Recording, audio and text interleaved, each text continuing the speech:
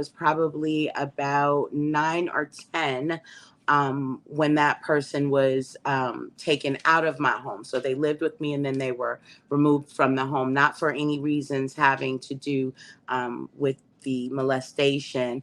And from that point, I kind of, I guess, since it was a young age, I just kind of got the impression that I didn't have a right to say no when it came to people invading my personal space. So throughout my life, I've had numerous first sexual activities, and I was using my voice to tell him no. And he put handcuffs on me right in my front yard, and he shot a 22 pistol at my feet to try to scare me. And my father was sitting right on the couch in the living room. He never once came to the door to see what's going on or, inquire what was happening. Eventually, the boy took the handcuffs off of me, and I didn't get shot or anything, but of course the feeling that I wasn't of value.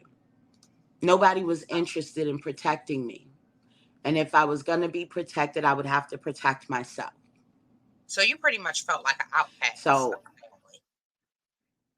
oh yeah, absolutely I did. Absolutely I did. I grew up in a household that was really weird. It wasn't so much that I felt unloved because it is in family, and it was violent because it was a violation. But I've been in one relationship that was very short-lived. Because although I did not feel like I had a voice to tell people not to advance me sexually, one thing I didn't feel powerless to stand up to is people hitting me.